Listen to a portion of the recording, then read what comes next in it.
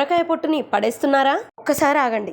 ఈరోజు అదే పొట్టుతో పిల్లలు టేస్టీగా ఈజీగా టిఫిన్ బాక్స్ మొత్తం ఖాళీ చేసేటట్టుగా ఒక ఫ్రైడ్ రైస్ చేసి చూపిస్తా. ఒక్కసారి ట్రై చేస్తే మళ్ళీ ఎప్పుడు సొరకాయ పొట్టును పడేయరు. Hello friends, welcome to Vimla's world. మన ఛానల్లో ఈజీ హెల్దీ రెసిపీస్ ఇలాంటివి వస్తూనే ఉంటాయి. సబ్స్క్రైబ్ చేసుకొని లైవ్గా చూస్తూ ఉండండి. ఇప్పుడు రెసిపీ ఎలా చేయాలో చూద్దాం. ముందు సొరకాయ పైన ఉన్న పొట్టు అంతా తీసేసి పీల్ బాగా చేసేసుకొని దాన్ని బాగా కడిగేసి ఇలా చిన్న చిన్న స్లైసెస్ లాగా కట్ చేసి పక్కన పెట్టేసుకోవడమే.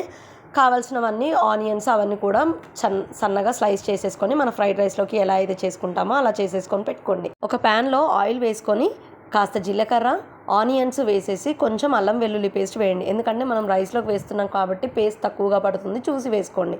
నేను 2 పిల్లలకి చేస్తున్నాను, అందుకోసం కొంచెం వేశాను. అలా వేసుకున్న తర్వాత కొంచెం ఆ స్మెల్ పోయేంత వరకు కొంచెం ఫ్రై చేసి కళ్యామాకు వేసేసుకొని దాన్ని కూడా కాస్త ఫ్రై చేయండి. అలా ఫ్రై చేసిన తర్వాత మనకు కావాలి అనుకుంటే ఇందులో వెజిటేబుల్స్ నచ్చినవి యాడ్ చేసుకోవచ్చు. నేను పిల్లల కోసం చేస్తున్నాను కాబట్టి స్వీట్ కార్న్ యాడ్ చేసేసి స్వీట్ కార్న్ కాస్త ఫ్రై అయిన తర్వాత సొరకాయ పొట్టును వేసేసి అండ్ క్యారెట్ని కూడా యాడ్ చేసేసుకుంటున్నాను.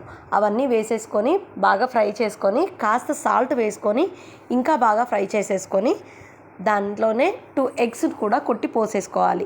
ఎగ్స్ని మీ ఇష్టం వచ్చినన్ని పోసుకోవచ్చు. నేను పిల్లలకి టిఫిన్ బాక్స్లోకి చేస్తున్నాను కాబట్టి ఒక 2 ఎగ్స్ వేసేసి దాన్ని కూడా ఎగ్ బాగా ఫ్రై అయ్యేంత వరకు కూడా కొంచెం గోల్డెన్ కలర్ వస్తుంది కదా ఎగ్, మరి పచ్చిగా కాకుండా కొంచెం గోల్డెన్ కలర్ వచ్చేంత వరకు కొంచెం మూత పెట్టి ఫ్రై చేసేసుకొని అంతా బాగా కలిపేసేసి దాని తర్వాత ఇవన్నీ వెజిటేబుల్స్కి ఈ ఎగ్కి కావాల్సినంత సాల్ట్ వేసేసుకొని, రైస్కి కాదు ఓన్లీ ఈ వెజిటేబుల్స్కి మాత్రమే కావాల్సినంత సాల్ట్ వేసేసుకొని కాస్త పసుపు కూడా వేసేసుకొని బాగా కలిపేసుకోవాలి.